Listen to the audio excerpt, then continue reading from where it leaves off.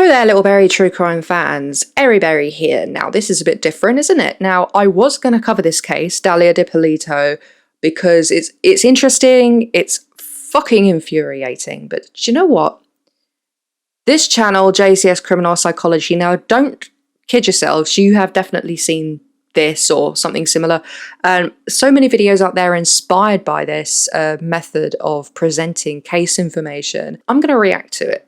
Do something a bit different, not just covering a case, but reacting to somebody else's coverage of the case, because this is a very summarized version of what actually happened, and it's focusing a lot on the behavioral side of things, because it's a psychology channel. I really don't like Dalia Dippolito. I don't. She really grates on me, and I'm going to comment all the way through this. So if you don't want to hear what my commentary is about this, then just watch the original. I'll put the comment on a link down below. Bit bored this evening, so this is why I thought I'd do.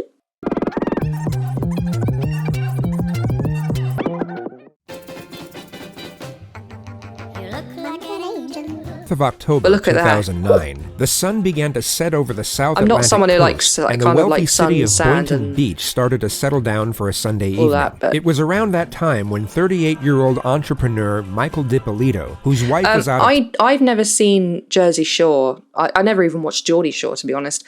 But apparently he's very much like a particular person on Jersey Shore, and it's very important to this because Mike Dippolito was a huge fan of reality TV, which becomes a kind of a theme throughout this whole thing. Town decided it would be a good idea to hire an escort for the night. Just 35 minutes after calling the service, 26-year-old Dalia Mohammed showed up at his front door. Don't be fooled by a pretty face, guys. Looks aren't important. What's important is who you are inside, and this is so proof of that. Just 2 weeks after their first acquaintance, Michael filed for divorce from his wife of 7 years and proposed to Dalia with a $20,000 engagement ring.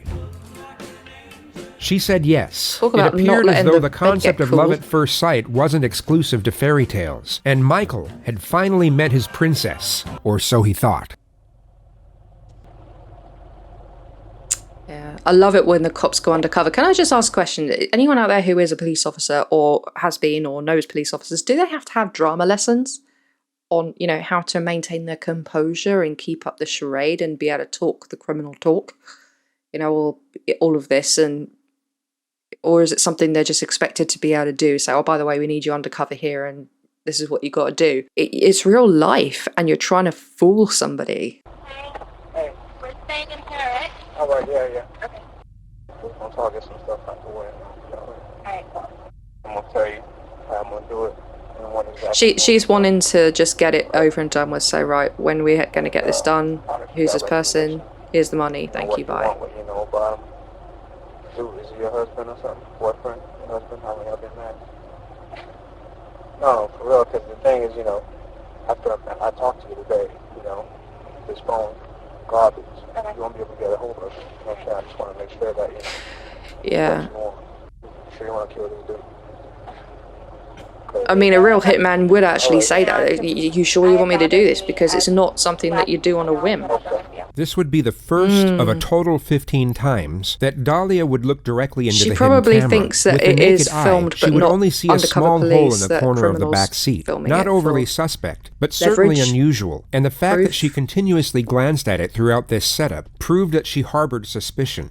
But although she had doubts, she appeared to have no hesitation in accepting the risk for the potential reward, which in this case would have been the brutal murder of her newlywed husband. In order to recite the entire sequence of events that led up to this moment, including each of the highly calculated and equally corrupt decisions that Dalia made, this would need to be a 3-part series. So for the purpose of time management, I've done a bit of research into it, and yeah, she did a lot of things. 2009, Mike and Dalia made it official and got married. According to reports, they didn't even Dalia have appeared to be a wedding. very They just loving went to wife, City Hall always and embracing her husband with public displays of affection and telling him how much she adored him, even to the point where people around them started. The thing about relationships that start off passionate and fiery and a lot of oomph in them, catch my drift, they burn quickly and they go out quickly, usually. I I know they got married, but if she hadn't done any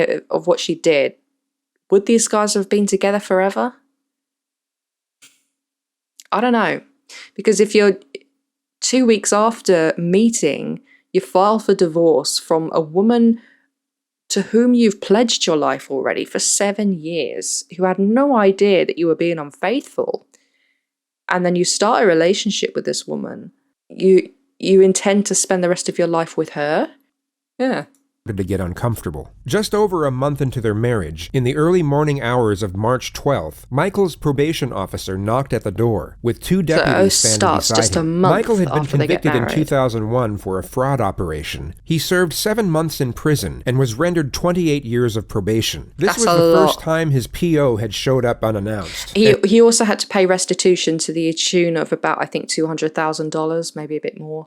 So he has to pay back the money that he owes to his victims.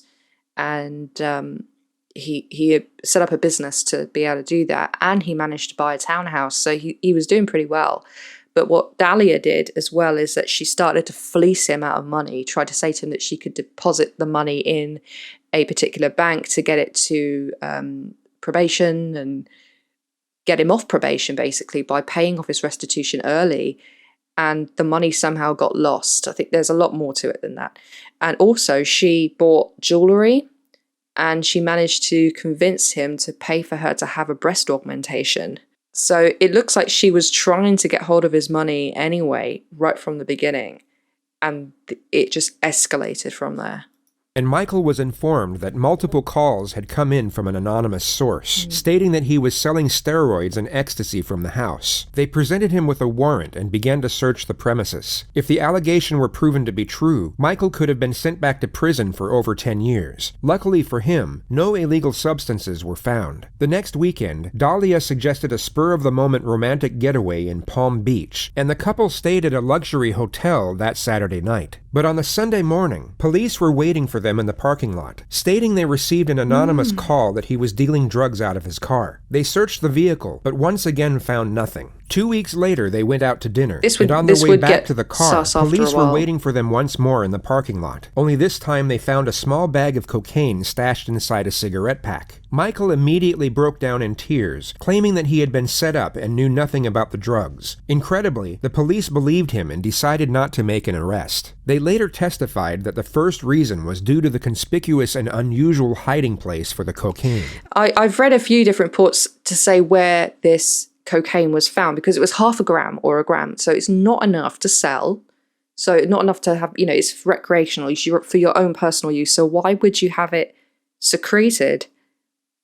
2 places I've heard it was found was in the trunk of the car, under the spare wheel, and another place was inside the gas tank cap. The second reason was their suspicions of his wife Dalia, who appeared emotionless as her husband was having a nervous breakdown. On the ride home, as Dalia was driving, Michael realized that she was the only one who knew where they were going for dinner, and was the only person who had access to the car. So he asked her point blank if she had anything to do with it, and the accusation wasn't taken well. She put the pedal to the floor and got up to 190 on the freeway, all the while screaming at the top of her lungs, claiming to be astonished that he could even accuse her of such a thing. Wow. Out of fear of his life, Michael apologized and said that he didn't mean it. The next morning, Dalia was aware that Michael's suspicions had arisen, and knew she had to divert his attention somehow. So just after making him breakfast, she gave him the incredibly exciting yet completely fictitious news that she was pregnant. Michael was ecstatic. They went out and bought baby books, and the dubious circumstances that occurred the night before appeared to have been forgotten. That very same day, Dalia contacted her ex-lover, Mike Stanley, a guy she had already used for money and dumped on 3 separate occasions beforehand, yet managed to reel him back in with a single text.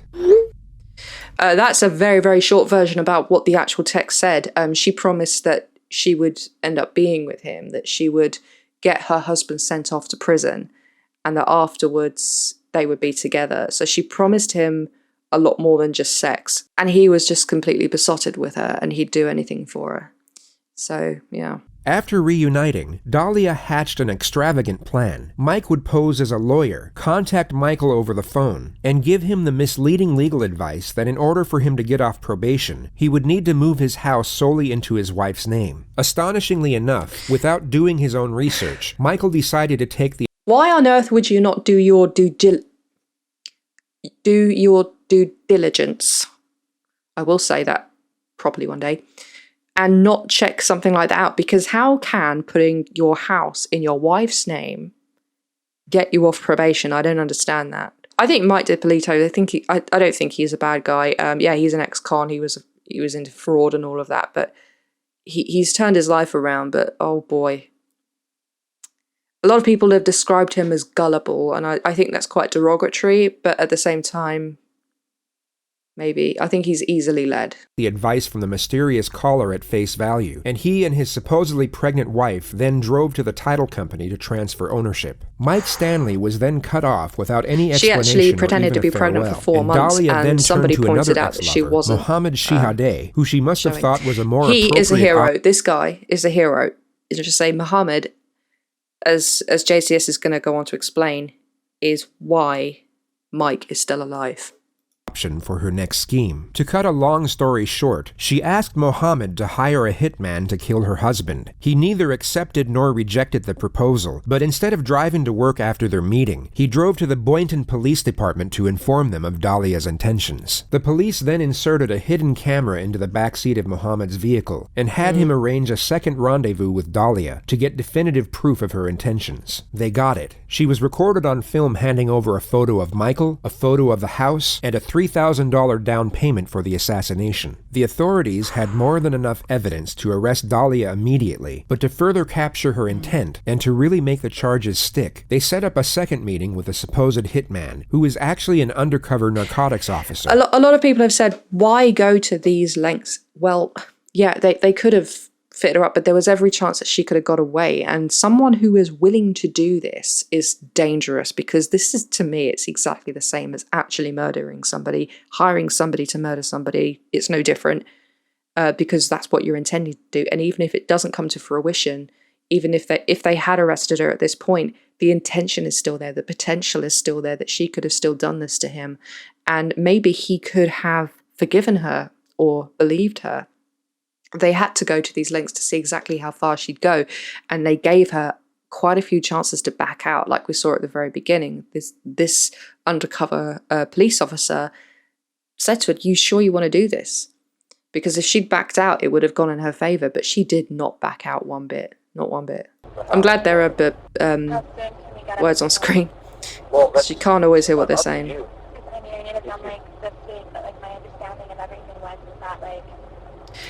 You'll notice that Dalia, she rambles a lot, and she uses the word like a lot. She talks a lot without actually saying anything. You know, I was going to give you what I gave you, and then that was everything.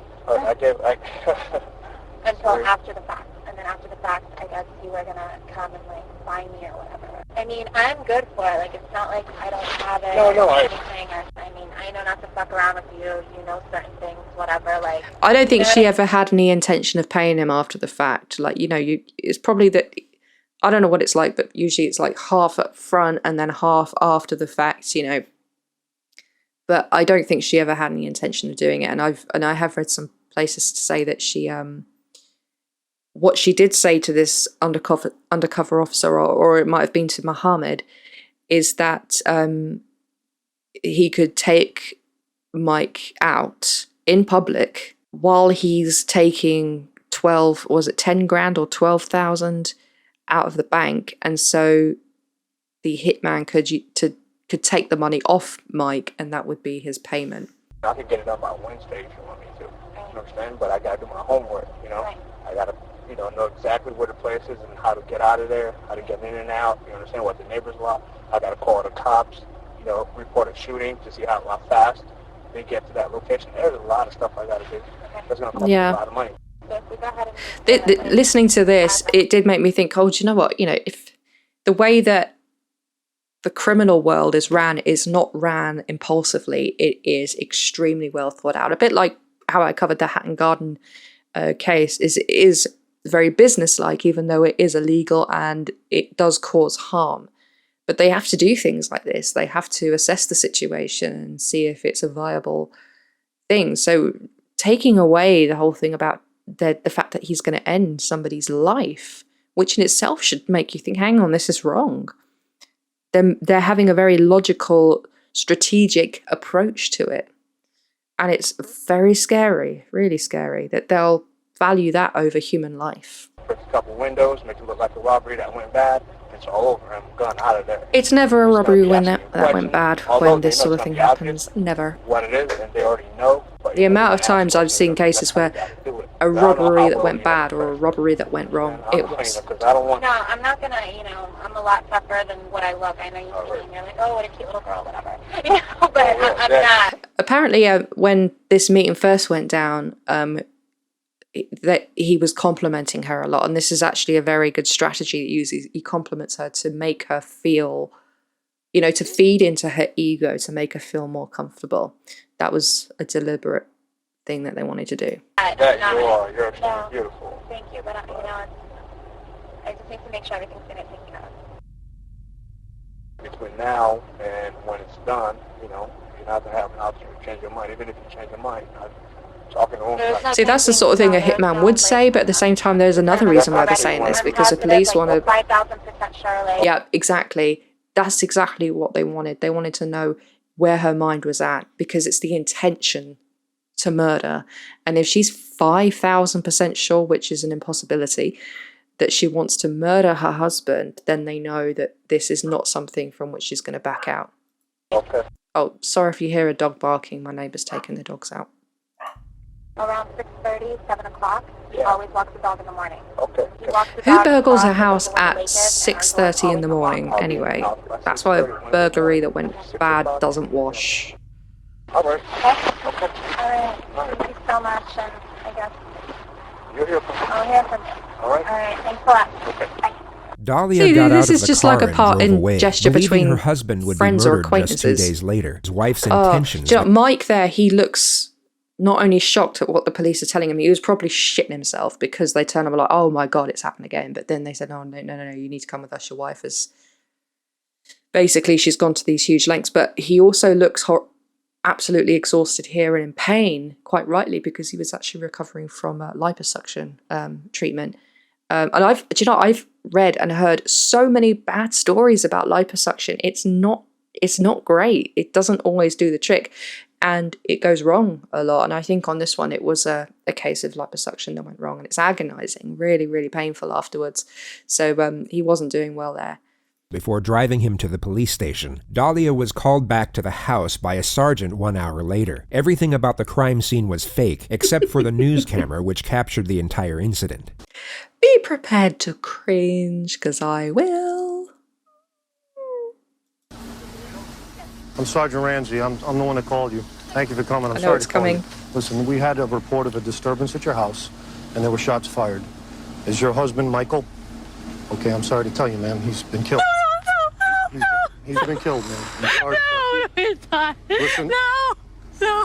Try to calm down. Listen, right now we need to get you to the station. We need to get you to our police station. I can't let you in, man. We have to do our job.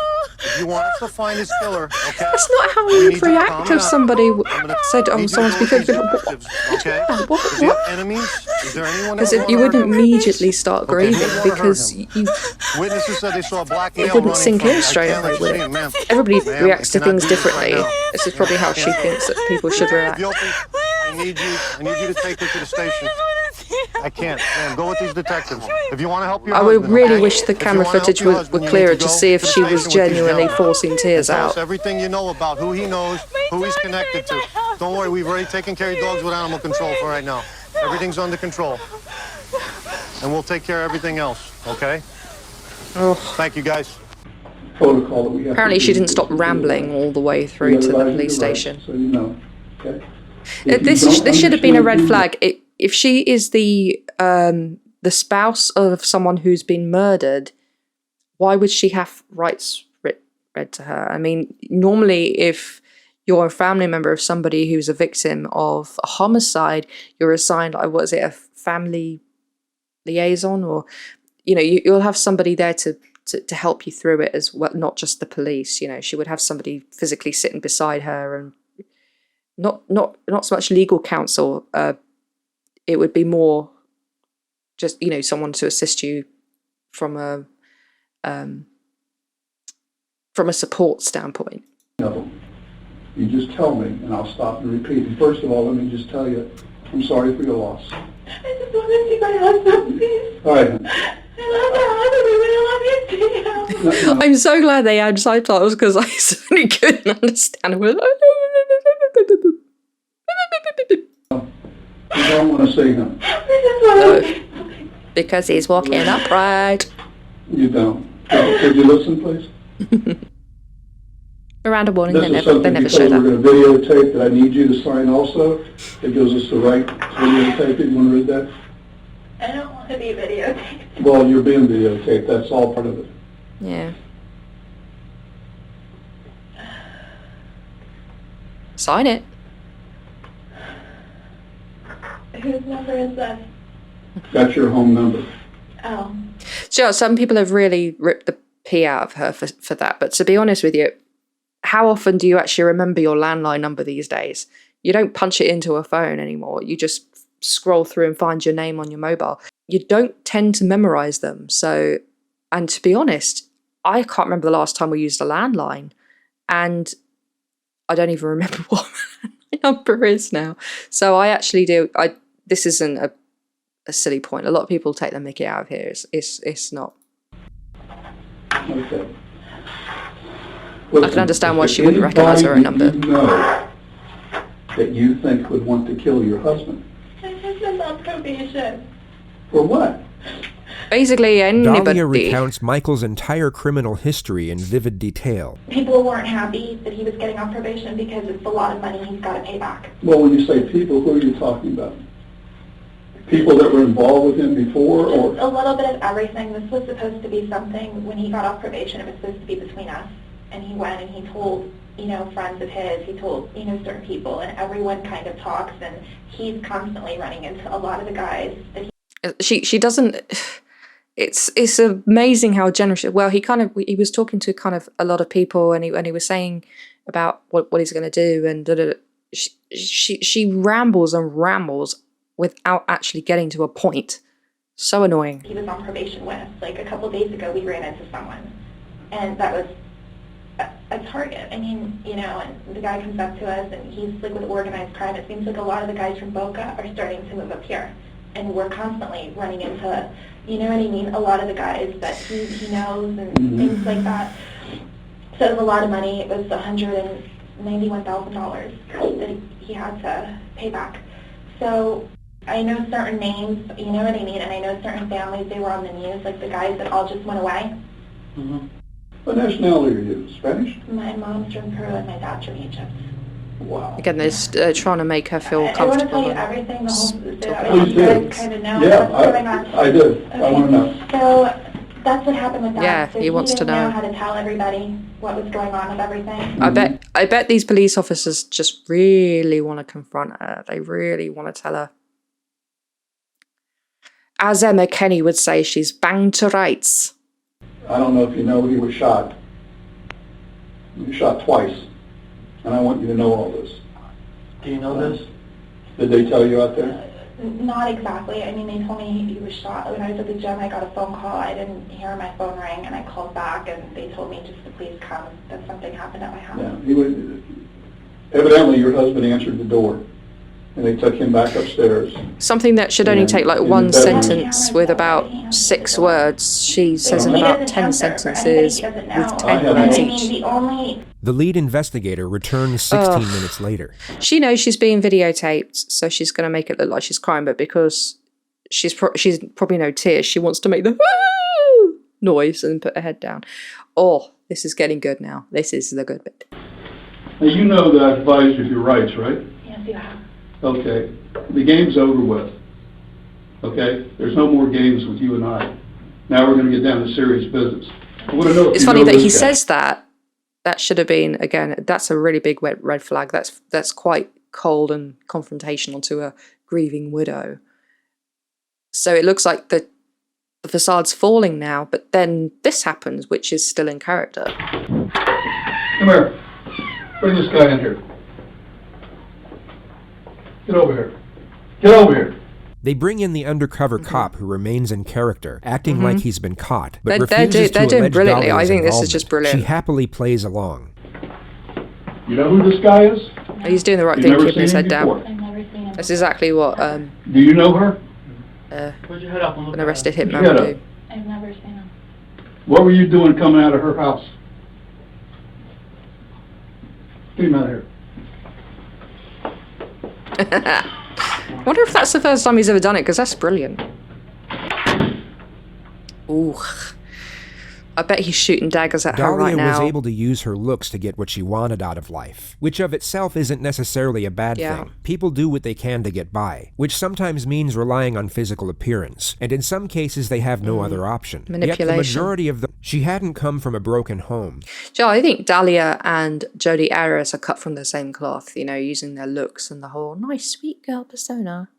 But weren't there a lot of people in Travis Alexander's life who warned him about Jodi, saying there's something not right about her? And I'm sure other people warned Mike about Dalia. You know, if your gut tells you there's something up with this person, that something's not right, listen to it. Nor was she a battered wife. Judge not on There appearances. were no mitigating circumstances whatsoever. Only the cold-blooded pursuit to get what she wanted, how she wanted, impartial to the suffering she would cause as a result. In the next moments, her karmic debt And will she have was finally quite happy caught to up, throw and anyone for under the perhaps bus the as first well. time in her adult life, neither sex appeal nor her fabricated charm will be enough to save her from the consequences of her actions. Sorry, my PC's not recognising my keyboard and it keeps flagging You're up. going to jail today for solicitation of murder. You're under arrest. That's an undercover police officer. I bet he You filmed loves saying everything that. you did. Recorded everything that you did. Love, You're going to you jail are getting it right for now. solicitation of first-degree murder on your husband. I didn't do anything. Did you hear what I just told you? I heard what you said, but I didn't do Everything, anything. listen to me. Oh, just put on the sweet innocent voice. I didn't do anything. Everything has been recorded. You were photographed. She's not fooling anyone. Do you know, how many times have you ever confronted a kid or whoever, like, did you, oh, stupid, you know, I'm going to have to unplug this. How many times have you ever confronted somebody, like, especially a kid, and the first thing they say is, I didn't do anything. It's still going. You know, they go, I didn't do anything. Or my favourite, I didn't do nothing. She's not saying, I didn't hire anybody to kill my husband. She's going, I didn't do anything. So you've never done anything in your life. You've just stayed in the state of suspended animation and done nothing throughout your whole life. I mean, pull the other one. In the convertible, when you sat his car in the front of CVS, what do you want to do? What do you want to do here? Oh, your God.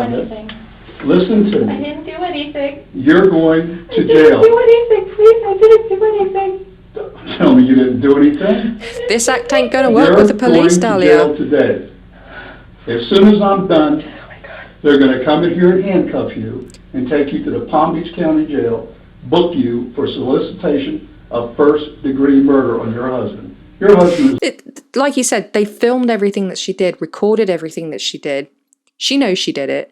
And later on, they do confront her with that. They show her the tapes and the evidence. She still denies it. But she doesn't offer a rational explanation as to how that evidence is there. Because the camera ain't gonna lie. You know, and the text messages between her and Mike Stanley and Mohammed Shahadi. How does she still deny it?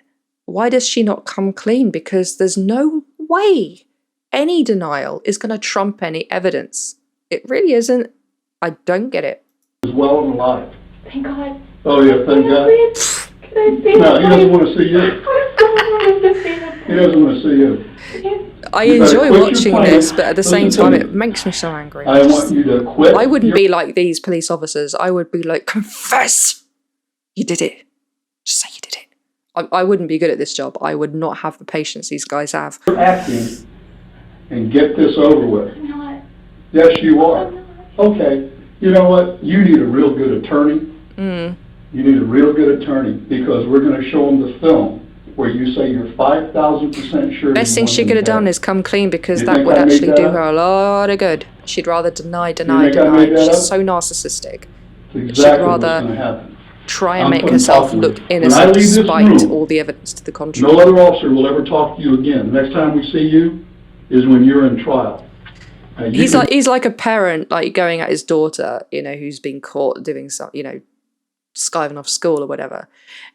I think it was Stephanie Harlow, actually. She covered this case in huge detail. She said here that this particular officer was behaving in a way that a parent says to a child, right, I'm going, don't try and stop me, I'm off. I'm going, you know, it's almost that kind of mentality, but they have to do this. They have to give her not just one, not two, not three. They have to give her multiple opportunities, and they have to make sure that she knows she's free to say exactly what's going on. And this is as good as it gets. A lot of them say this actually to suspects. This is as good as it's going to get, because if you don't confess right now, it's going to get worse for you. And it also proves on the video that she is shown being given all of these opportunities and still not taking them. She was given plenty of chances when meeting with the hitman to not do this as well. It's just showing how far she's going to go and how cold she is and how egotistical and narcissistic she is. You make it right here, or you're going to trial and you're going to do life in prison. You want to cooperate with us, whatever you want to do. It's over and done once I walk out. I'm not coming back in to talk to you. And no one else is either. What do you want to do before I leave here? Because the next officer comes here, going to handcuff you and take you to the jail. Can I see my husband, please? No, he doesn't want to see you. Just so she can get her daggers into him again. I'm leaving now. Can I have an officer come in here and cuff the person? I love how he says, cuff this. He doesn't quite know what to call her. A person. She's a person, but I don't know what he was going to... But yeah, I love that. I don't know what's going on, please. Don't play dumb, Dahlia. Just shut up. First-degree murder. She's really playing dumb. Stand up. Stand up, please. She's not as dumb as she looks, but she's certainly playing it. Dalia is then granted her fraudulent wish and comes face to face with her husband. Oh my God! He's alive. Come here, please. Come here. Mike, come here. Come here, please. Come here. Oh, fucking hell. Why not? I didn't do anything to you. Mike, come here, please. Come here. Okay. That's not someone who's loving and, you know... Dalia was given roughly innocent. 15 minutes in her cell to come here, please, please, she come was here. then brought back to the interrogation room, where two less confrontational detectives would pursue a confession. They were hoping the immediate switch from hostility to patience would influence her compliance. I think a lot of time interrogation, I mean, if you go back centuries, you know, you literally would be whipped to get a confession out of you, but confession under duress is meaningless. It definitely won't be, it won't even be conceivable now, let alone admissible. And building a rapport is usually a better way of getting a result, but it doesn't always work. And this is the perfect example. Have you been advised of your rights before? Yes. Your Miranda rights? Yeah, but I wanted to make a phone call. Okay. Earlier this morning, Sergeant Sheridan read you your rights from that card, right? I love how they just ignore where she says she wants to make a phone call. Yeah, but I wanted to make a phone call. Okay, so the phone call, we will let you do that later. Not right now, though. But while I'm still here. Yeah, later on we will. Okay? Did you understand your rights, or you didn't understand them? I wasn't really paying attention or anything. Okay. I said yes to everything. Okay. What I'll do is I'll go ahead and read them again. Okay. And if you have any questions, just go These ahead. Guys are just they're so patient with her. They're so good. Okay, you understand your Fifth I would Amendment lose rights my now? rag so easy. I certainly couldn't do their job. Can I go to the regular restroom, please, before we start? Is that okay? So entitled. Is it an emergency? I didn't feel comfortable going in the other one. Okay. I'm sorry. I No won't go problem. off. No problem. You mind if I call you Dalia? Yeah, please. Okay. All right. Do you understand what happened today? What's going on here? A little. Okay. Now, slowly, I'm understanding. Again, she's just playing What's your ignorant. She's playing dumb. I was told one thing and now... Try and make it sound like, oh, I don't know what's going on. It's just sort of, she's trying to make it seem as if she knows nothing. Know what happened. Do you know that you are arrested today? You're being arrested. That part I understood. Okay. The delays between her them asking and her answering as well just shows that she's searching for... No, nobody said anything. Okay, go ahead and tell her the charge out. Okay. You're being What do you mean? arrested for Nobody... They soliciting did. to commit murder. Okay, which that means is you attempted to hire someone to kill. She thinks she can talk her way out of it. She thinks she can sweet talk her way out of it, that she can charm her way out of And it. that's why you're here. Dream and on, that's what you're being sweetheart. charged. Dream on. Okay, No, you don't understand, or no, I never did that. Okay, but that's I'm learning statement analysis. I've got books on it. I'm not professional. I haven't had any formal training or anything. It's just something interesting to me. And one thing it does say is that if any time anyone denies that they've done something, but they say, I never, or I would never, that's a red flag. I never did that. Yeah, total deception. being charged with, Okay. and we have plenty of evidence to back it up. Okay? Mm-hmm. So If you're confronted with undeniable evidence, how wanna can give you an you opportunity continue to deny it to convincingly? Because the whole point of denying it is to try and soul convince search people and that maybe your version is right and theirs is wrong, but you cannot deny indisputable evidence, no matter how much you try. The evidence So I don't get against it. her was overwhelming, hence the lack of interrogation techniques being initiated. The detectives feel that this is an open and shut case, and whether the suspect chooses to confess at this moment or not, they believe the eventual outcome will be the I like same. that they're giving her plenty of opportunities to come clean, and if she'd known this, you know, if she'd come clean and admitted it, God, things have been much better for her. And we have a lot of information to support. It's more important to her our to maintain an charge. image It's and not to enough, deny enough rather than training. come clean and So have an easier time of it. it's done. It's over with now. You know, and They it's say an all the right opportunity to things tell and it's us the just truth. still not working. That's It's not all we them wanna that's done. hear, and They're we doing know a the great truth. job. She's just the most I defiant. know it's hard to commit to that, but It is hard to admit when you've done something wrong because Do you have anything to say about this? it means being vulnerable, I suppose. Okay, well, you can't talk to your husband. Deflecting. He's not here right now. Let him go home. He's taking care of the house and the dogs, so. the good thing about this whole thing is that nobody got killed. Exactly right. You know, it didn't happen. That's why I'm being so sarky in this video. If somebody had died, it would be a completely different scenario. But in this case, nobody did die. And thanks to Mohammed Jahadi, who did the right thing and said something, he heard something, he saw something and he said something and he saved a life. And he made sure that a would-be murderess got exactly what she deserved. The tragedy was prevented today. You could look at it that way, you know? That's simple. She has nothing to say about that. There's no denying it. See her closed No. body language is like, Everything's on tape. God. And it's not a bluff, so. You gotta She's trying to understand protect this, herself. okay? Oh. Listen to me for a I second, didn't okay? do anything. Listen to me for a second, okay? This is not our first day, okay? It's definitely not our second day, all right? This is an ongoing investigation, all right? Not only do we have your videotape, we have every conversation that you had leading to this point. This reminds me of something. I'm going to go on a bit of an anecdote here. If you don't want to listen, skip ahead. When I was 11, when I was at school, I was friends with somebody. I was the weird kid. There was another weird kid. We used to pal around together, but I can't say we were ever really close. She was talking to me about something, about a train, I think it was, and she wouldn't shut up. She went on and on and on, and then I tried to say something and she basically told me to shut up and said, "You never let me talk," which is wrong because she was always talking. And I was sat there with I had my summer dress on and I had my ankle on my knee and my other knee was kind of exposed a bit. And I was a bit rude to her, I admit. She said something like it went on and on and on and it never stopped. And I went, yeah, would you ever stop? And she whacked me on the leg. So I grasped her up.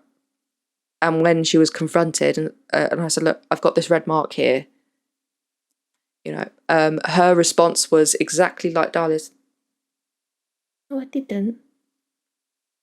I didn't. Didn't. You know, she was found out, so she just clammed right up. Exactly what Dalia's doing, clamming up, saying things in a very high-pitched voice. But because she denied it and I couldn't prove it, nothing happened. But if she'd really been accused of slapping someone and not done it, you'd be like, what are you talking about? I didn't touch you. You know, you would be kind of like, what? You wouldn't have that kind of like demure thing going on, would you? Anyway, let's carry on. All right. So for you to sit here and deny that you haven't done anything, it's not going to help. Every little thing that you've done since this started, we've been involved in it. Do you understand that? I mean, I'm just telling you the truth. That's the truth. All right. Well, yeah. You ain't going home, love. Okay. You're looking at some serious charges here. Do you understand that you made the attempt to hire somebody to kill your husband? That's how serious this is. Okay, you can sit here and shake your head and deny it, but I'm gonna tell you right now, all right? What do you think does she honestly think she can change their mind? Sees that videotape. It's not about denying it. It wasn't me. I didn't do anything, because the video, the audio, it's not gonna lie. All right, and all the evidence that we have collected through all this investigation. No amount of denying will trump that. You're an idiot if you think that's the case. You sound like a fool right now denying this. Exactly. Like my partner just said, everything's on tape. Video and audio. I know, but you're not going home, you see? You're being arrested, so you're not going home. But what do I have to do to go home? I'd like to go home. I know, but you can't. You can't just walk out the door and say, yeah, like... You can't go home. You're being arrested. Is she really that dumb, or is she playing dumb? In your mind, it might be a little game, but this is very, She's trying to get some sort of corrupt... Are you kidding me?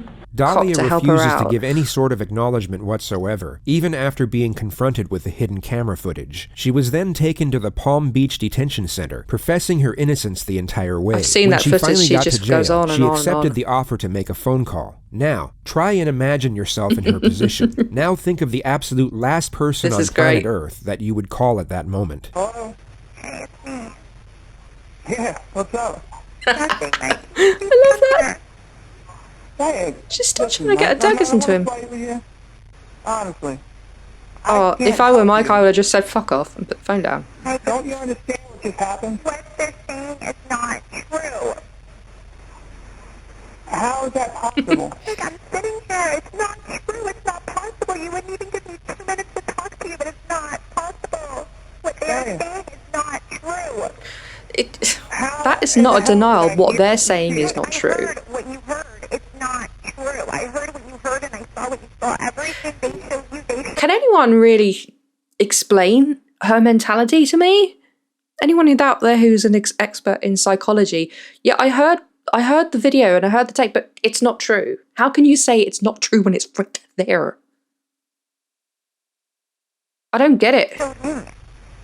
And how is it not? How is it Jesus Christ. I am giving you my word that it's not true.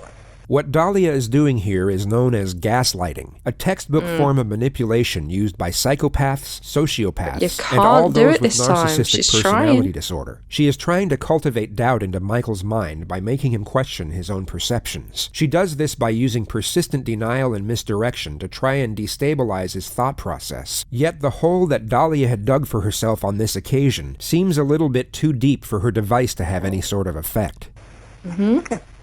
What do you... Dalia, I couldn't help you if I wanted to. Like, please, I need an attorney. Can you please help me? It's true. Oh, please, love. Your brother was here and I spoke to him. Mike is... He's doing so much better than anyone else, really, I think, because you can't switch feelings off just like that. I'm sure he hasn't lost his feelings for her. How do you explain what I saw and heard? Like, I am limited on my phone call. You know more than anybody. It's not true. Just give me time so I can talk to you. did it say? I saw it. I heard it. I saw what you saw and I heard what you heard. Okay, well, what the f***? You said you wanted to have me killed. I heard that. That's not true. That is not How is it not true? How can you believe that? I heard your voice. How can you believe exactly what you heard? How can you believe it? What is the point? I heard you say it. It's not. He's nailing it. He's nailing it. Not. What did I hear then? I can understand why he's so... I heard you say what? I heard it, but it's not true. I saw the whole 9 yards. I saw all of it. So why would you meet a guy in a parking lot? I don't get her. I really don't. I'm sitting here on the phone. I will tell you when I see you in person. Please. I can't come there anyway. I'm not allowed there. That's not true. Who said that? They tell you that on purpose. Maybe that's for a reason. I don't know what you could tell me. Even if, let's pretend, I said, oh, it's all better. Yeah, that's another thing I don't understand about her mentality is she's trying to get her daggers into him, but he cannot change the situation because he's not the one pressing charges. It's the state versus Dalia, not Mike versus Dalia. And like she's saying, get me an attorney. Why? You tried to have me killed and now you want me to help you? There's nothing he can do. I can't. They're charging your ass. Don't you get it?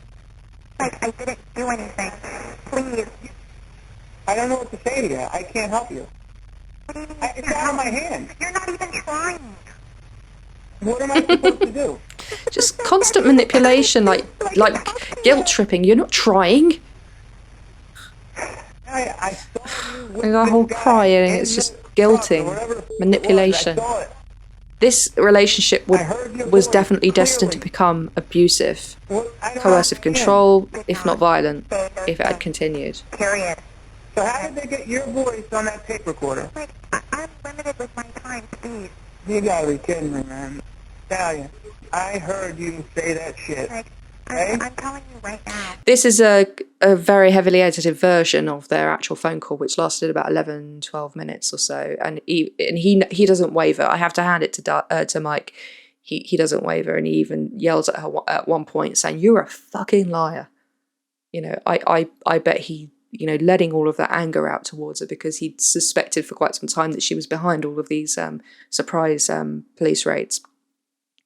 So yeah, I have to hand it to Mike that he didn't at any point waver. And I think at one point he did actually say he should have actually gone and talked to her when she said, come here, come here, come here. And he does say, like, I wonder what I would have done if I had, possibly indicating that he may have forgiven her. But I'm glad he didn't. Okay. Because it would have saved his life, because if he'd gone back to her, she probably would have tried again. You didn't do it. When I saw you say it, and I saw you do it. Do you have any idea how I was when they told me what supposedly happened to you, how I got, and how I was? Oh, Jesus Christ. Do you have any idea how I was when they told me what supposedly happened to you, how I got, and how I was, and how everything? Oh my God. Her vocabulary does my head in. It's like she says other things as well, like, I made you breakfast, I've done this for you, I've done that for you, I've done so much for you. Just this manipulation of, I'm such a great person, and I've done so much for you. I've, you know, after all I've done for you. Seriously. How everything? Can you meet me in person so I can talk to you? No. Good boy. Why? Why should I? Because you know me. I never, ever, ever, ever, ever in my wildest dreams ever want that for you, ever. When an abusive narcissist doesn't get what they want, no, I did not, it must be soul-crushing to them. I can't help you even if I wanted to. Do you get it? Why don't you want to? It's out of my hands. You're not even trying. It's different if you're trying. You're not even trying. What could I possibly do for you? I don't get it. What could I do? I would have put the phone down way before this. Trying what? I'm sitting here like a dumbass. Okay, they're getting ready to take me again. Let him take you. Some advice, and you need to listen. You're going to be ran around in there for a little while. He's been to prison, he knows the drill. You need to just try and relax and just go with it. It's good that he's giving her advice. I love you. Don't do this to me. I'm sitting here. Everybody treated me awful, sir. I didn't do anything to you. Good. I'm glad they are. They're doing their jobs, love. Help you. There's nothing I can do to help you. Know what I'll do? You know what I'll do for you? Seriously? You sign my house back over to me. I'll help you, Mom, immensely. Give me my house back. So he's offering. That's it. That's it, what? I'll have the papers sent over to you somehow. You'll sign them over to me, and then I will help your mother. Okay? I'm not signing anything. I know you wouldn't sign anything. I knew that wasn't going to happen. So I can't help He did get his house back in the end. Took a while. Okay? That's what you're talking about. She did relent and sign it back. Yeah, you tried having me kill him. I just offered to help you, and again, you had the balls to say no to me. You just basically said f*** you to me, which is hilarious considering your situation. He's nailed it. He's nailed it. All right? I'm getting fingerprinted now.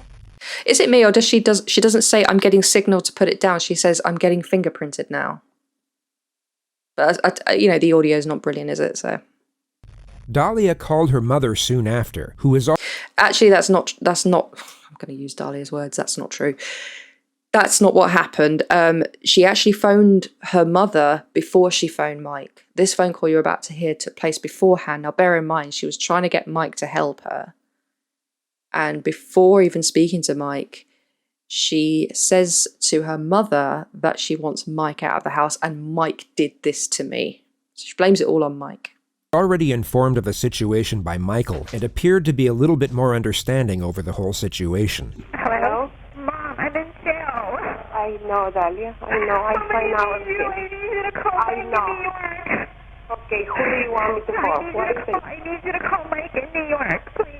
I called already and I called that. Everybody knows. What is it you want me to do? Where are you exactly? I'm in the county jail. I need you to call. What did Mike say? Is he coming?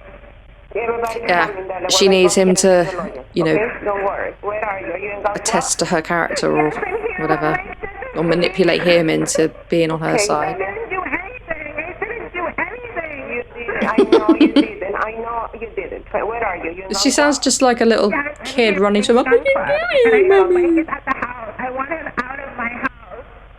Okay, well, right now we're going to need to have a lawyer. Again, this is a shortened version of the actual phone call, and in this, she actually, Dalia's mum, speaks quite negatively about Mike, despite apparently Mike and her getting on quite well, and apparently Dalia's mum and family quite liked him. So this seems quite duplicitous to me. My house, the title's in my name. All right, okay, don't worry about that right now. Dalia spent 20 months in jail before standing trial in April 2011. Her defense was bizarre. They claimed Michael Dippolito was a fan of reality TV, and the murder-for-hire plot was a hoax, just so he could get on television. I'm just having fun with it. Jesus Christ. Seriously. Is this fun, Mr. Dippolito? This sucks. Okay. Was it fun when you got arrested? No. Was it fun when you went to court? Horrible. Okay. So, is there anything funny about this proceeding at all, Mr. Dippolito? The questions you're asking me, some of them, yeah. You don't like them, do you? It's ridiculous. We're not here because of me. Yeah, the long version of this, I mean, I can understand why he's frustrated, because he's made to feel like he's the one on the stand. He's the one who's being accused, and he's trying to say, look, I haven't done anything wrong, so what are you doing? What, you accusing me of something? Well, you might as well put me up next. I mean, what are we doing here? The verdict came a month later on May 13th. The jury needed just 3 hours of deliberation. Verdict, we the jury find as follows. As to count 1, we find the defendant guilty of solicitation to commit first-degree murder. If you find the defendant guilty, do you find that there is a firearm included in the solicitation? Yes. And you and I have spoken previously about you wanting to share some comments with the court as the judge considers the appropriate sentence in this case? Yes, I do. I have no words to explain why this unfortunate event happened.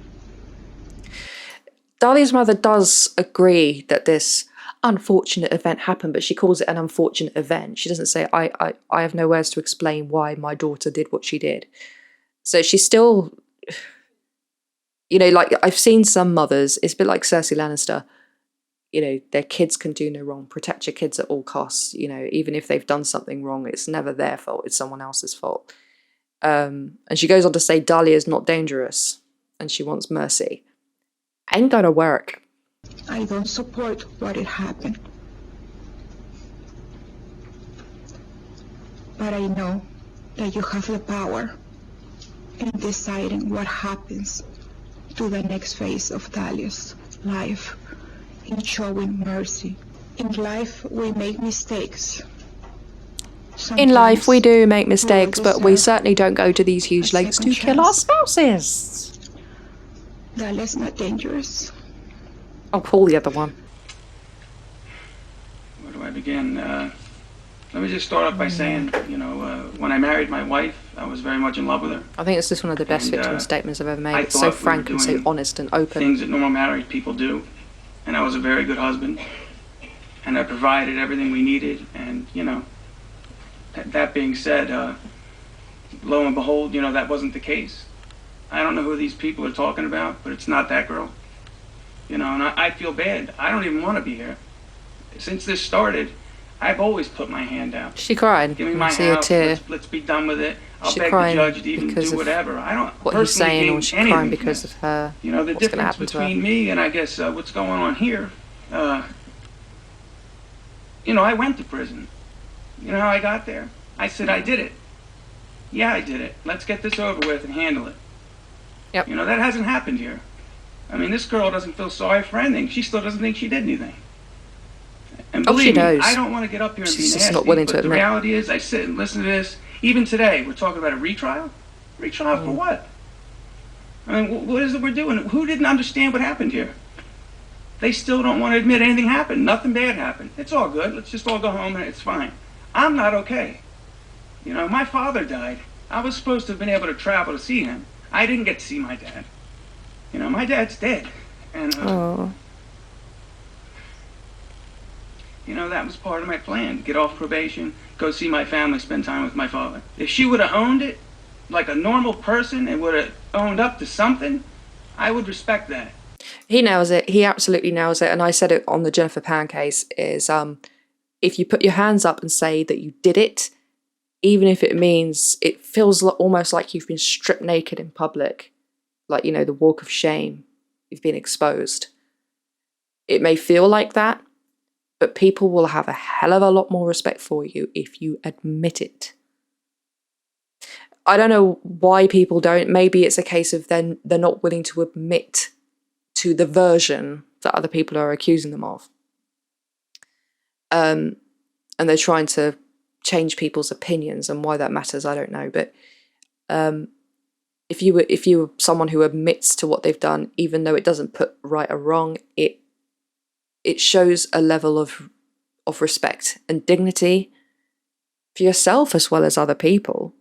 It's not just the crime, it's the lie, it's the deception, it's the denial, it's the constant I didn't do it when you did it. That I sometimes I think people do it because it still keeps them in control of the situation. She's controlling the situation here because if she had admitted it, if she pled guilty, it wouldn't go to trial. She wants either her time in the limelight or she wants to control the situation. So if she admitted guilt, it would put control in someone else's court, and she wouldn't be the one in control. That's probably why she's doing it. I don't know. But instead, when I get to But usually with psychopaths, sociopaths, and narcissists, it's all about control. As soon as we walk out here, you know they're filing for appeal. You know why? Because they think everybody in this room is stupid. That's why. Because we're all stupid, and they're smart. That's the downfall of people like Dalia, is that they underestimate other people. You know, when I met her, I thought all those things. I don't want to offend anybody. They win over several people and think they can win over everybody, but they can't. But you know what? I got to feel sorry for myself. Nobody's helping me. My mother had a nervous breakdown. I'm like, I'm going to have a nervous breakdown. You know, I just don't know how. Just something about Mike is, it's awful what happened. He did actually find love again after this. So I hope he's happy. I really do. He didn't deserve any of this. He really didn't. I'm feeling some days. And it's just not fair. Like I said, and I mean this from my heart, I wish we weren't here. I wish she would have did anything. His ex-wife, his first wife, actually did speak very highly of him as well. Great respect for her. Solicitation to commit first-degree murder. So I like this judge. He likes a rabbit. Would be somewhere between 48 months and 30 years in the Department of Corrections. How do I rehabilitate you from what you have done? And I think that's a function of spinning your moral compass. I think your moral compass is askew. I think that it's something that we have moral compasses as human beings because it's helped us to help each other and thrive and get to where we are now. Preservation of life and well-being, otherwise we wouldn't be here. And people like Dalia are not assets to society. Criminal behavior, and that's going to be a large component of this sentence. And also a valid factor in imposing a sentence is retribution. And retribution is giving society... I like it when they talk like this and they don't read the sense of from a script. That person got what he or she had coming. So I consider those factors and try to figure out what weighs most in tailoring a sentence for you. And it has to do with the facts of the case, and it has to do with who you are and what you were thinking. And here's the way I see it. I think that a lot of it is what were your motivations? What were you doing? What were you thinking when that was going on? And I just come to the most obvious conclusion that you were motivated by greed, by avarice. There's no evidence that you were being beaten and you were defending yourself, that you were a battered wife, that no you mitigating were circumstances, that you were the victim of child abuse, that you were I'm glad she's listening to this. She might have been zoning out, but she's looking at him. A misguided notion. There's none of that here. All of your conduct was just for self-indulgence and just trying to take every bit of money that you could get a hold of so that you could go on and live this fast life. It wouldn't have lasted long because Mike wasn't exactly a millionaire. She probably would have gone and done it again. Thinking, well, I'll just get him sent off to prison and that would be good enough. You use guile and sophistry to dupe others into your web of deception. You were the puppet master that was pulling all the strings. So much evidence, all the text messages. You weren't acting at the direction of somebody else. You weren't under the influence of somebody else. You were the one calling the shots. And you were engaged in a course of conduct not over some momentary lapse of good judgment. This wasn't like, I ran a red light, I shouldn't have done that. Or, oh, what was I thinking? I had the gun in my hand and I shot it because I was angry. It was weeks and months that you continued with these different schemes to try to rid yourself of your husband that was just something out of the normal. So sustained. And it was she was determined. As the trial testimony came out. It was pure evil. After those attempts to have your husband taken out of the picture by way of sending him back to prison for a long period of time, and when you learned that it wasn't good enough to have the house in your name, that if you wanted to sell the house, you were still going to need his signature, I think that's when it started to turn to even more sinister behavior. Mr. Salnick indicates that, being remorseful or saying I'm sorry really doesn't mean anything. And I disagree. I think... And I agree. Even today, it does mean... Dippolito is still your husband. I think... The thing is, though, even if she wanted to manipulate anybody, even if you just admit what you've done, that'll be more in your favor than if you continue to deny it. Because you'd have to deny it forever. If you come clean, then you don't have to worry about covering your tracks. I'm sorry, it's my fault, I did it, would have gone a long way. Not only for his healing, but it would have perhaps suited your own purpose. But I haven't heard anything. I haven't heard... She had an opportunity there and then to speak to her counsel and make a statement. Facts, Not this precise moment, but she had an opportunity here to understand what the judge was saying and do it. But is when you were in the police station and your husband walked by and looked in and you were begging him, tell him this is all wrong, tell him this is all wrong, and then later on the telephone you were saying he was confronting you with the evidence. I saw the tapes. I saw the videotape of you trying to have him glad he throws this at her. And you just cold-bloodedly said to him, I saw what you saw, and I'm telling you that's not true. That's as and it was astonishing to him as the cold-blooded denial that you're willing to go to try to avoid the obvious. You have a certain facet of who you are with your mom, your sister, your brother, and they see the good in you. I'm just going to go off on a bit of a tangent again, skip ahead if you don't want to hear this, but I was reading a book a little while ago and it was talking about how everybody, you can use an analogy of a mirror ball. You know, one ball, one person, but every piece of mirror is a different facet. And it's one thing to have a different variation of yourself with different people. Like when you're at work, you'll put across a professional front. When you're at home with your spouse, you'll be probably loving and very respectful. If you're with your friends, you'll probably be jeering at them, like, you know, taking the mickey out of them, you know, down the pub or whatever. That's healthy. But when you drastically alter yourself, when you change from being a mirror ball to a mirror cube, when every single perspective is completely unique and different and doesn't merge to another, that's dangerous. It is. As siblings and parents should. But who you are when no one's looking, other than a camera in a police car, is quite different. Mm-hmm. And I think that peers deeply into your soul. Maybe she's not afraid of who she really is, but who she really is someone who she absolutely cannot reveal to the world. Not that she won't, is that she can't. Verdict of the jury. I'll find you guilty. I'll adjudicate you guilty. And I'm sentencing you to 20 years in the Department of Corrections. Dalia's first encounter with retribution was a big one, yet it didn't last long. The sentence was thrown out on a technicality 1 month. Yeah, her conviction was overturned purely because a member of the jury had apparently admitted to seeing the footage of her when she was having that ooh episode. Oh, and one thing about that is the reason why that was filmed is because the TV show Cops was in town, and they filmed that. That kind of went in Dalia's favor. She used that as if to say, "Oh, this is proof. This was just a reality skit," you know.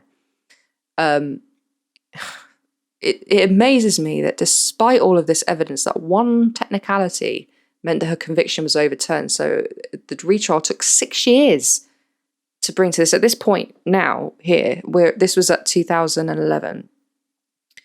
And it wasn't until 2016, 17 that it was brought again, and she was under house arrest. So she didn't go to prison, but I think she got time and credit for it. And then that resulted in a mistrial, so the jury couldn't decide. And then there was another one in 2019. So like a decade after all of this happened, that she finally got her conviction. So we're not going to go too deep into all of this. A month later, and she was able to remain under house arrest for 6 years awaiting her next trial. Her second trial began in 2016. Dalia Dippolito takes the stand with an unusual defense. Dalia says it was all part of a plan she hatched with her then husband, Michael Dippolito, and former lover, Mohammed Shahadi, to get famous. Her now ex-husband, Mike Dippolito, says he couldn't wait to see what she'd say in court. Let me know when I'm glad they're divorced. I'll be sitting in the back with popcorn. I'd love to see this. In an exclusive pre-trial interview with 2020 this past December, this interviewer, this lady, she's not buying Dalia's bullshit. Sweet and compassionate. Manipulative, conniving. In the 6 years that she was under house arrest, she actually ended up, she had a relationship with someone and she had a little boy, so she has actually got a son. Malicious. Baited, enticed, and entrapped. Her attorney, Brian Claypool, says Dalia is the innocent victim of a fame-hungry police department. What the police department did is they found out she's an attractive woman. In their minds, they're like ching, ching, ching. This is a perfect skit. There's no question about it that the Boynton Beach Police Department was dead set on his eyes. Do you know who he reminds me of? He reminds me of Stephanie Lazarus. Crazy Eyes, Stephanie Lazarus. Wow. Manufacturing a crime here. How damaging he doesn't blink are once. These tapes to your client? They are damaging because people have formed opinions. Our job in the second trial is to provide the proper context for the jury to see that this is not really what it looks like. Claypool claims she only kept up the act because Mohammed threatened her with a gun. He threatened to hurt me and to hurt my family. Did you believe he would? would? Shut up. Act out a hoax on a videotape? I mean, do you understand how ridiculous that sounds to a lot of people watching this? Yeah, that's not ridiculous. You've got a 6'2", 230-pound man with a gun. Saying you will do this YouTube hoax or else? Right. 5,000% sure, not 100% sure, not 1,000% sure, but 5,000% sure. How do you explain that? I look at that video and I see somebody who's struggling with whether she's really sure. She's struggling? She's still trying. 10 years later. Well, how is she surely struggling if she's 5,000% something must have clicked in her head to say, you might just find that drop humorous, it. But when I hear people say they're sure, I'm 110% sure. Why didn't she just tell police her version of what happened? I've asked her that question too. And what did she say? Yeah, everybody, hey, Sergeant, this was just a YouTube thing we were putting together. She was in a state of shock. I couldn't react. I just completely froze. I wanted to get out of there. You didn't completely freeze, love. You were going, I didn't do anything. She had plenty of opportunities to say so even beforehand. When she was on the phone to Mike, surely if he was in on it, she would have said something to him because she was all words then. I felt just paralyzed. The tape was a show. It was a tape. That was the purpose of it. You were acting in those tapes? Yes. But you're telling I'm glad that yes. This interviewer is not buying it. Because it's what happened. When I was looking at statement analysis, this question that she asked right there is one that journalists are trained to ask, or interviewers are trained to ask people who have been accused of crimes. Why should we believe you? And the answer to that is usually whether you can tell whether someone's being truthful or not. And what she says here isn't quite right. So it's the truth. Because it's what happened, it's the truth. So the first thing she says, because it's what happened, it's the truth. She's not saying, because I'm telling the truth. She doesn't say that. She says, it's what happened. It's almost as if to say she's admitting it's what happened, as in the version that we are saying is, it's the truth. So she's not owning it. It's the truth. State of Florida versus Dalia Dippolito, defendant. Verdict. We, the jury, find as follows. As to count one, we find the defendant guilty of solicitation to commit first-degree murder as charged in the information. Good. I feel sorry for her son, I do. 2017 in West Palm Beach. Dalia Dippolito was sentenced to 16 years in prison on July 21st, 2017. Not long enough. She was not given the possibility of parole, and her release date is set for August 24th, 2032. Her appeal was rejected by the Florida Supreme Court in September of 2019, and her sentence is now definitive. She is currently being held at the Lowell Correctional Institution in Gainesville, Florida, defeated. where she is expected to remain defeated until the day of release. She will be 50 years old. Wow. This guy, True Crime Loser, I love him. I absolutely love him. He is so sarky. And he points out things that I never would have dreamt of saying. He comments about Dalia's apparent lisp that she didn't have beforehand, and the tone of the officers when they're, you seriously go and watch his take on it. He's so good. Prostitute wife that you gave your house to tries to get you thrown in jail on drug charges and then tries to pay someone to murder you. It's got to be somewhat satisfying to have that person call and ask you for help. It's like, I really need your help. And you're like, yeah, I bet you do. But you tried to kill me. True Crime Loser, he's brilliant. He's unique. He really is. But anyways, that was my take on that. One thing I would say about relationships like this, if you ever get the chance to watch it, there's a Real Stories documentary called Behind Closed Doors. It won awards for good reason. And this particular relationship between Mike and Dalia is very, very typical about the whole sudden falling in love and falling head over heels in love and love bombing and all of this. It's not a recipe for a good ending. It's not, and the reason why it's not is because if it's an eruption of passion, it will die down. Because usually it means that you don't know somebody that well the person that you have fallen in love with isn't the real person, and bit by bit they will start to show you their true colors. They will start to change, and they make their spouse believe it's their fault that these changes are happening, but they're not changing. What's happening is the true person is coming out, and that would have happened regardless, no matter who they're with. But they make their spouse believe it's their fault. Because when you're in love, that person has the power to morph your heart, take your heart as if it's a piece of Play-Doh and squish it. Because you become malleable when you're in love. And there was a woman on that show who she nailed it when she said that she had to mourn for the man she fell in love with, because to her, that was the real person, even though it wasn't. So all these changes that was happening, she was trying to hold on to the man she fell in love with in the hopes that he would come back. If she would just make the changes that he wanted her to make, that he would come back. And that's another reason why people don't leave their spouses, because they can't stop loving that person. They believe that person to be in deep down. I personally don't have any issue with, I've never had any history with domestic violence. But one of my exes, I'm going back like 15, 16 years now, is after we broke up, we tried to be friends. It didn't work out. But even before we broke up, she started to change. And the analogy I used was that it was as if a whole new personality had taken over her body, as if somebody else was walking around wearing her as a suit. This wasn't the same person that I'd fallen in love with. And I thought to myself, she either changed over the course of a year, or she showed me her true colours.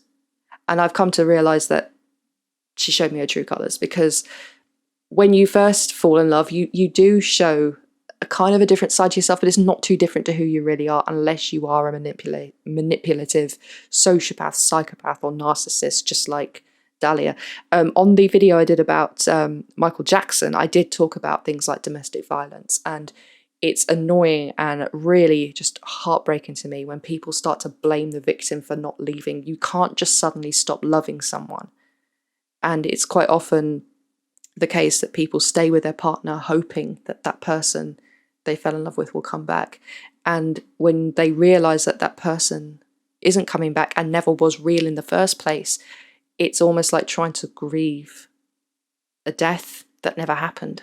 So it's awful. And it's difficult for people to let go of something or someone they once loved. So I hope that this has been a bit of a change to the norm. I'm going to go back to doing my normal reports and stuff, but if you want me to do more reactions to true crime videos or true crime cases, I will do that. And so, by the way, I want to do a bit of an experiment, okay? If you've made it this far in this video, right? Okay, in the comments below, answer this question. What's big, grey, and has 16 wheels? Answers down below, please, and I'll know who's watched to the end. See you later, little berries. Bye!